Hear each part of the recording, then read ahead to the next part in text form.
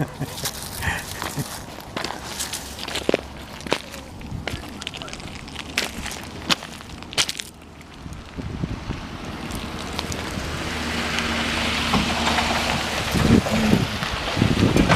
right.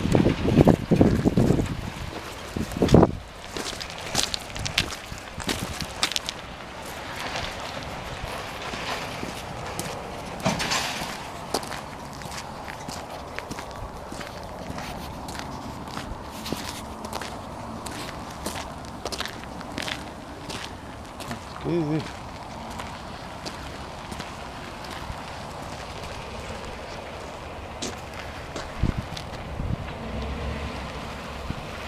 Woohoo!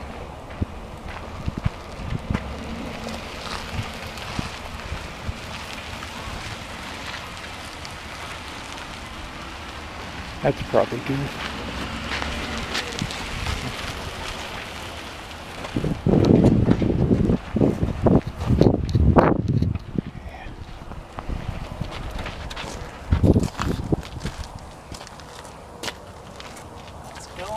Yeah. Oh man! We were loading it, and he didn't have a real ramp, right? So he puts this plywood coming back in his Bronco truck, this plywood, and we push it up there. And then he's grabbing by handlebars, he's in front, backhand. And all in that damn thing, I'm trying to push on it, and the plywood goes flying, and it goes skidding across the driveway, and I go with it like I'm surfboarding, and then go flying in the air and land on my ass, my hip. Oh my God. It took me about 6 months to do it. It was really pretty comical. Well, I can't thank you enough for holding on to it. Oh God, glad you got it back. There's one disaster after another. I'm like, are you kidding or what? I told you before, I was real hesitant to get rid of it. And then when I finally put it on, you contacted me. I was like, oh, that's perfect. It was like 2 days before we were going to come get it that last time when he had that wreck. I'm like, I'll take a couple too if I can email him. Okay. You know.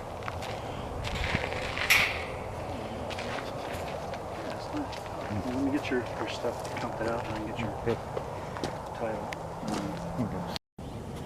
Hey, good morning everybody. I just got my bike back last night. Thanks to John for holding it for me.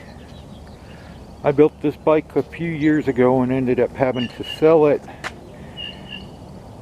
to make ends meet around here, and I wanted to, last night when he came, I didn't really have time to make a proper video about it, and this one still might not be, but I'll give it a shot anyway.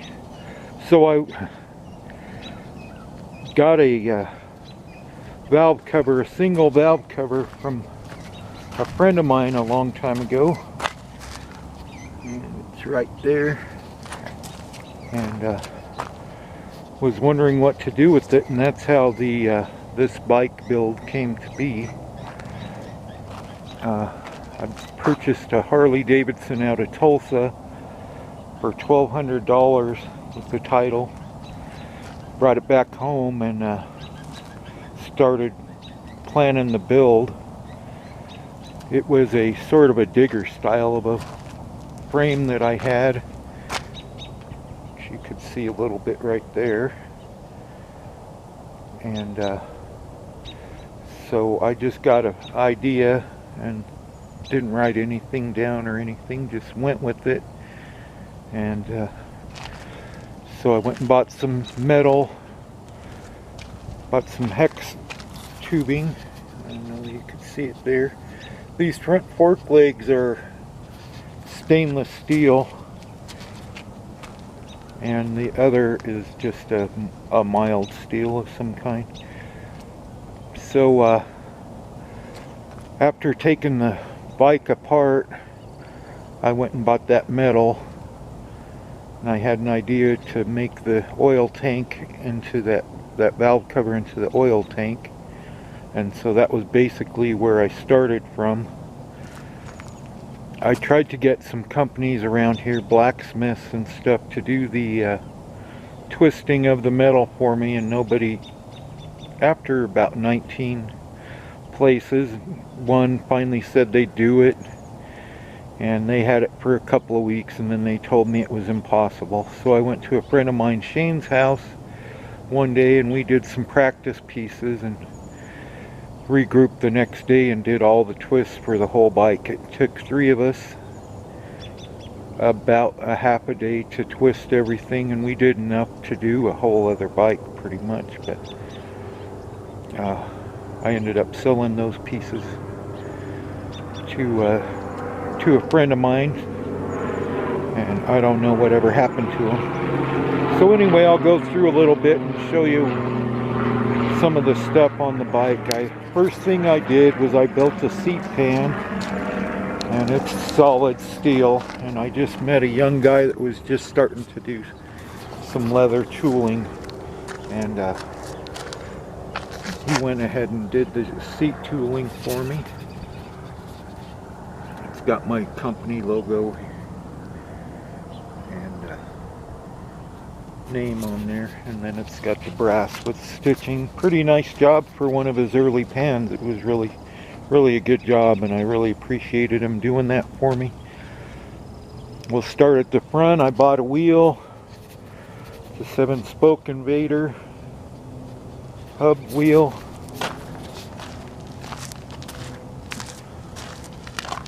They're pretty rare. I'd like to find a rear 7-spoke if anybody knows where one is. Then down low here, my friend Guido made these rockers for me here so that the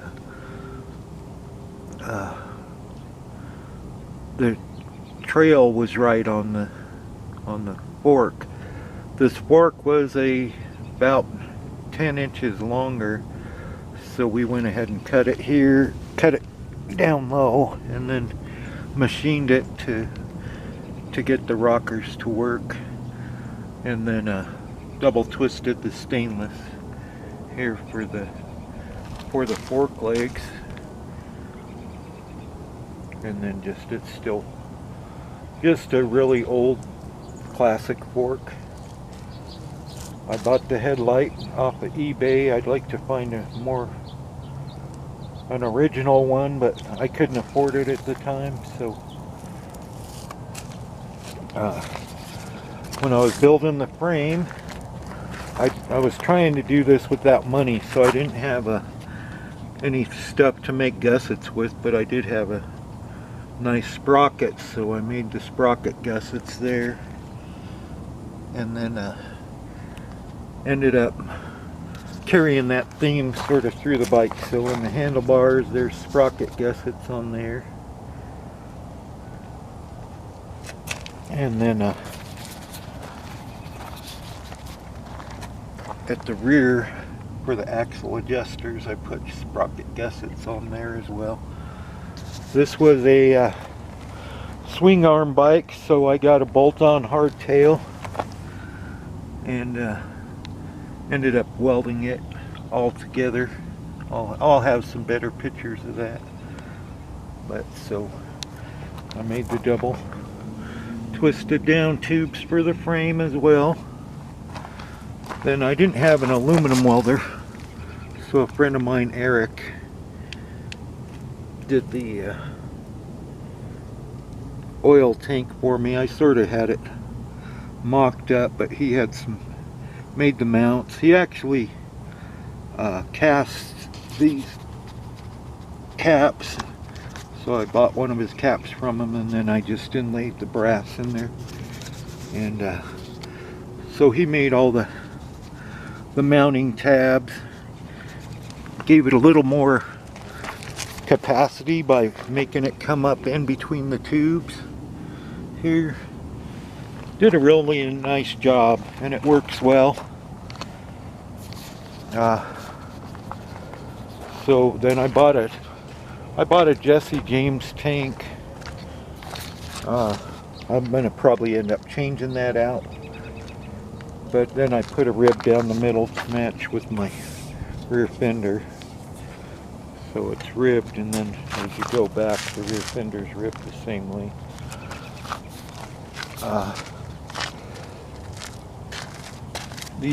These are hand-built forward controls. Eric did the build on those. I made the motor mounts. We rebuilt the engine. We made this ship linkage here. I was going to twist it all, but we were trying to get ready for a show, and I just didn't have time to do it. I made the battery mount here, and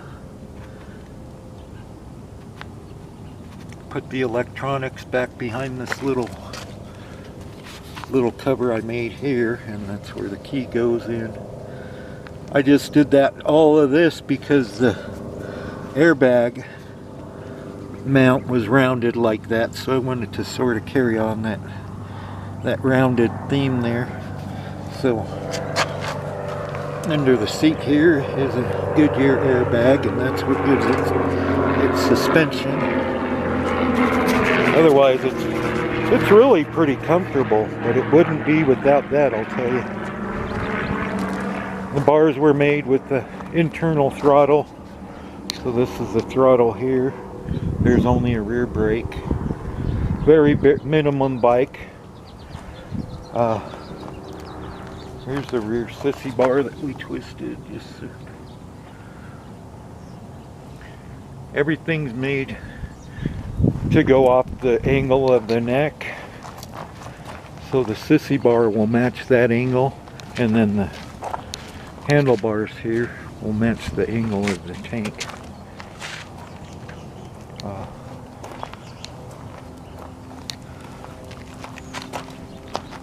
I went short with this because I just like the style better. I don't know, I wanted something that was going to be more of a timeless design, so that's why the rear sissy bar is shorter like that. As far as the frame goes, the only original parts are from like right here to right there, and then everything else was fabricated. We did, buy, like I said, a rear bolt-on hardtail, and then modified that. I cut it off here and here and put on this rear section. Then let's see.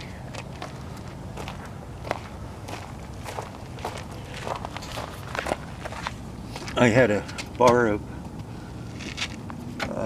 1 1/8 inch brass that we machined down to make these rocker nuts, and I took them and polished them and engraved them and did a inlay of the silver coins in there.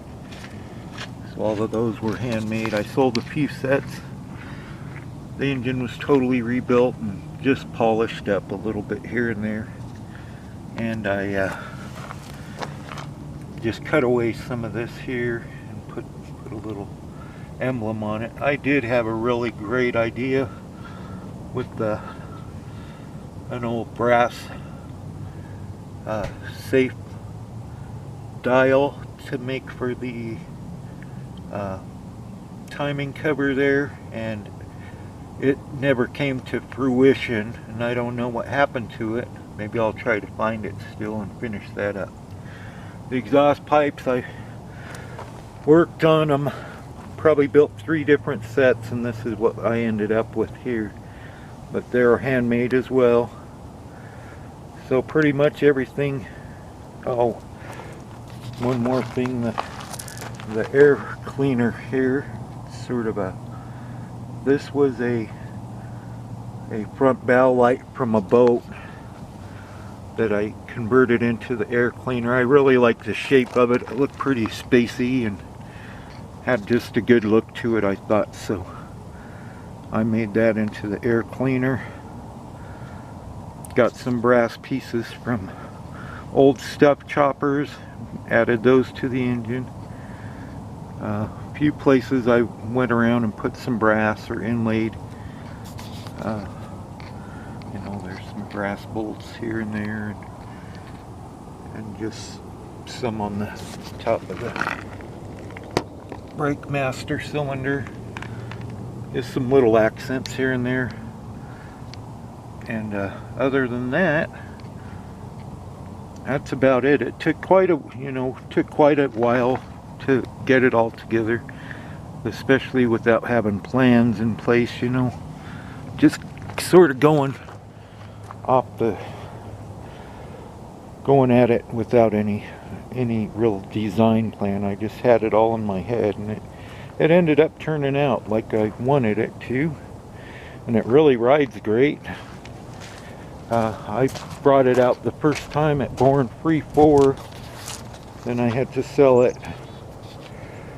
So I just now got it back last night, and I will hopefully start working on it. I want to chrome the frame and get actual paint on the tins, so maybe try to polish up the front and rear of the sissy bar, or get them chromed, I'm not sure, and just get it to where it's all got nice finishes on it. And so that'll be one of my next projects, and I'm just very, very, very happy to have it back. I'll go and probably remove these. I made these tabs down here for an air compressor, but I didn't like the look of it and all the extra tubing and everything, so I just made it so I can just fill the bag manually, and it works out great. There's no problems there. I might switch the tank. I have another one I already started out, but just be a little bit smaller, more of a peanut style, and then I'll do the rib on it and have the cap down flat with just a rib, so it has more of a smooth look to it. So we'll see how that goes. So, and then the rear tail light is a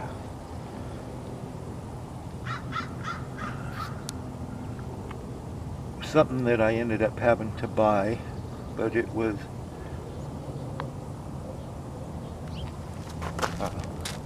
found it online.